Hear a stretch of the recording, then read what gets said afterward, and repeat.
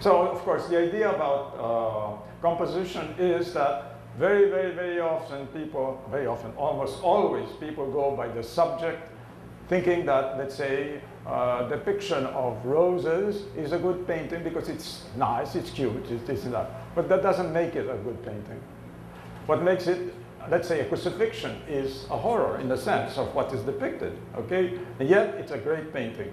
So there's a big difference between cute, na maganda, na decorative, and another is a great piece of art.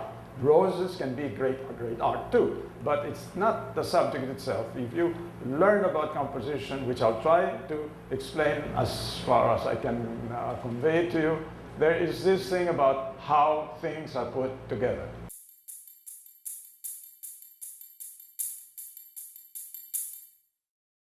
This is what composition can be, must be achieved. Yes, elements of good composition, of course, is in the contrast, in the rhythms, in the intensity, in the tone, in the color, in the division, the shapes, and interlinkages.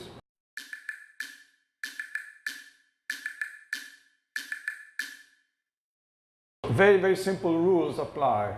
Anything you put that is leaning towards the corners, the four corners, we'll get, oh yes, the basic thing is to keep the eye interested within the painting, okay? We have no zooms, we have no spotlights, we don't have anything, we have just the painting, and it's a two-dimensional painting, and that's it. So we have to use these things, and the ancients have used it for centuries, and all art in the whole world have to follow that. Otherwise, the eye goes away and it's not interested. Okay. Another thing is also even diagonals, dividing exactly spaces, the main spaces. Also, that's wrong. Or you see, these are the same size. Also, that it brings the eye out. What amateurs do very much is, let's say this is a mountain, this is a mountain, and then the clouds seem to be afraid of the mountain. You know, they don't hit it. That's very amateurish, because, or a house and trees, the tree will go around the house, you know, and so immediately you can spot a bad painting by that sense.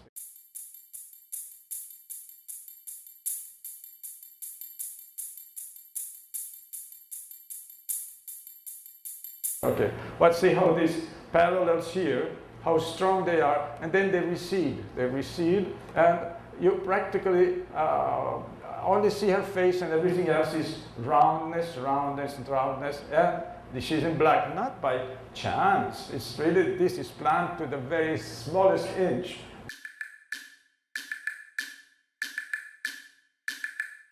They don't want to tell us a story. Her face, or this, or where she belongs, or what race. No, we don't care. It's this that really points out there. And there you go. Your eye may want. But you see, this is not pointing here at this corner. It's slightly before. Here it's sunk. It could be leading your eye away, but it's half sunk. So you don't have the whole foot. And all these things are beautifully, then all the thing in the back that gives it movement. And I think it's very successful.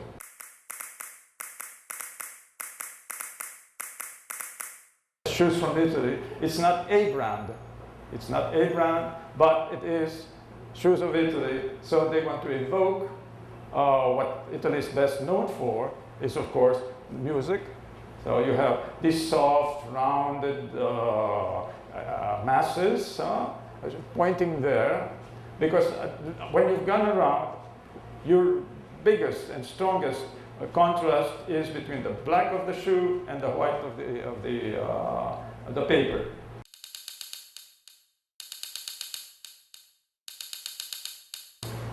Well, this is something else, but again, it's a circle. You'll notice that this is not equidistance. See? They could have put it exactly there. They would be less interesting. This leads your eye down, in case you want. Then there's this that cuts in case you want it to go out. This goes in, and it does not stop. It's not equidistant. So then you have, again, this circle is cut off here. And then you go like this. You cannot help it. And you cannot help it. Prescriptive. That's really irresistible.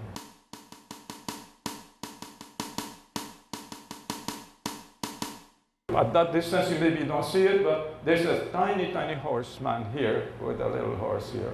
Okay, in the magazine, of course, you see it very close, but here. But the color changes a bit here, yes, it does. But it's a very bright orange and simple, but so strong. It's telling you about the outdoors and how healthy it is to smoke, right? Is it good to smoke? Yes, the advertising says so. And the little horse, the trait became so small from smoking, see?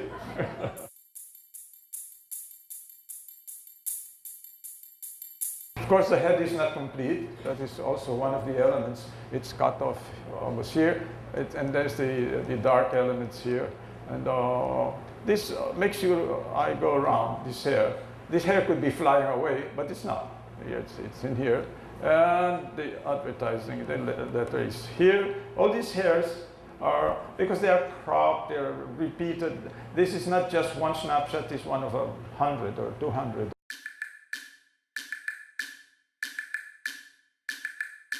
How effective this is, but then again, the head of the person is cut away almost completely. So you have this drop that is seen a mile off, a mile away, and it's an advertisement of water.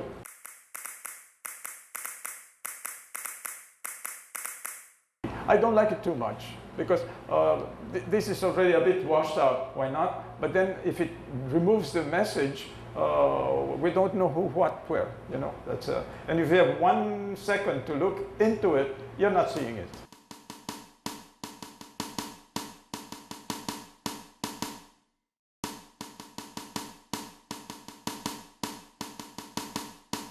How can I dare even mention that but I find, for instance, this tangent here, it draws too much attention. But maybe it was glazed over, and it was not seen. And in retouching them, when they get old, then but the way it is, my eye goes a lot to that thing. Then. That's, I cannot help it. And I think, no, a man who can do this didn't do that. Glazing is, let's say, oil with some color. Then you, like as if it were watercolor, so then you make a veil. Wherever you want to think push away or so, you make a veil over it, and then it would, I'm sure this was less important because glazed over and moved back. But it comes forward too much. Otherwise, you see how these disappear, and this, how beautiful these things. Oh, it's a beautiful painting, really.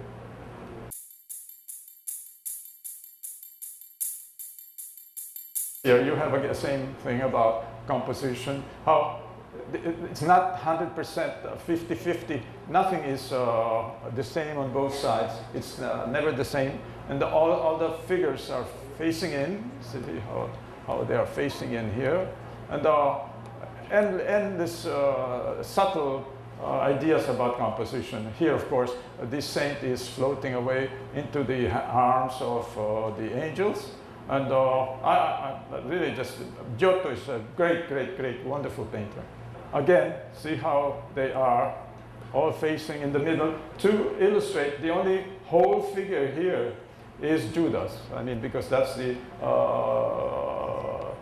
traitor. This will bring the, if it came out, this brings it back in, and all this movement here to accompany the movement here, meaning that there was some kind of turmoil.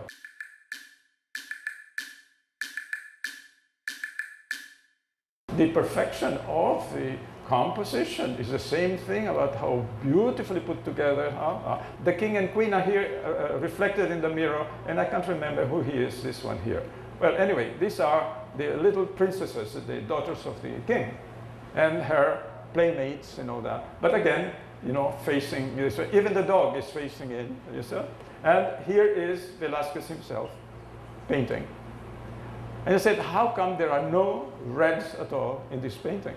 Just a thought about composition. So then I said, yes, there are reds. This little boy here, this page, this is a red trousers. Then these are red, I'm sorry we don't have the details, red ribbons. And the red ribbons. And then I said, why does it go that way? Oh, it's a dot, meron pa rito, nada. And then there is the palette of himself, of Velázquez. Palette here with some reds. And then the message is that if you saw it from close by, you'll see he has a cross, something like being a national artist. It is the cross of Calatrava. So the whole painting secretly is talking to us about himself. No? And it was so, I get goose pimples now thinking that he was talking to me. And nobody else had noticed it before.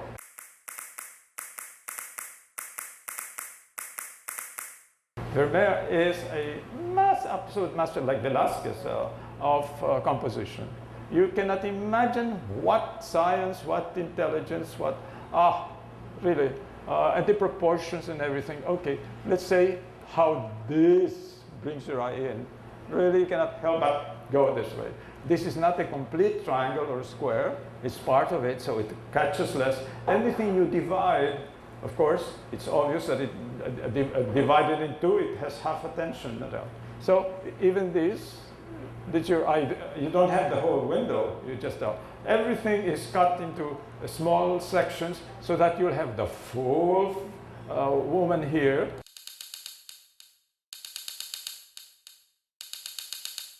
Having said what I've said about composition, one day again I was face to face with Goya at the Prado in Madrid, and I say, how come he's breaking every damn bit of my theories and everybody else's theories about composition? Because he's facing away, he's facing out, he's half broken, everything, you know, just not right. But why? Why?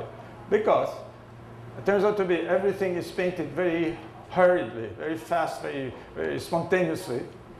And there is one detail that is not in the middle of this, because everybody is afraid of, let's say it's the pest, or it's a danger, it's a terrible danger. So he represents great danger. All these people are running away, except a donkey here. We have a blow up of this donkey here. In the middle of all these people are screaming away and running away. In some ways it says that if you are ignorant, you cannot see danger.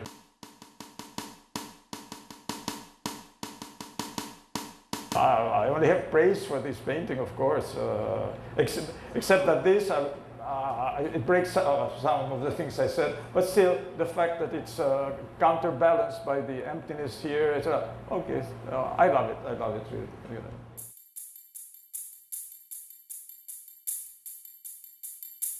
Yes, well, this is a very beautiful one, of course. But again, you see how this goes in the back. No, they use the same rules as advertising, really, the same, or advertising the same rules as they use. All these things are not by chance. Everything is very well studied and very well felt. Mr. Sanso is probably one of the foremost expressionist artists. And what makes his paintings work is that these are really paintings from his own internal soul.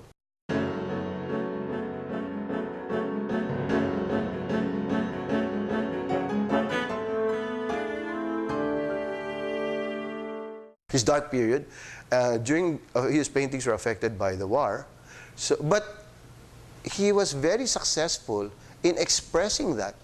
He made no bones about hiding his feelings about that dark period.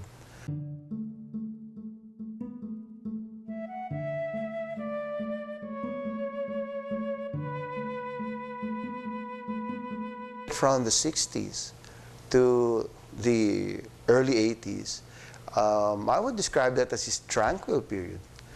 You know, his paintings were calmer, soothing. They were very introspective, but you can really feel the tranquility and you can feel the calmness in the paintings.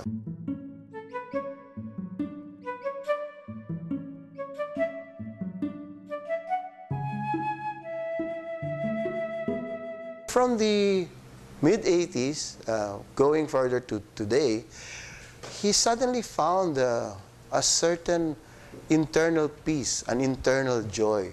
So one could describe the third phase of Mr. Sanso as the joyous phase. The colors are jumping. They're pumping. They're jumping out at you. The reds, the blues, the oranges, the yellows. You know, and you can. It's almost like it's singing a concerto, a happy concerto.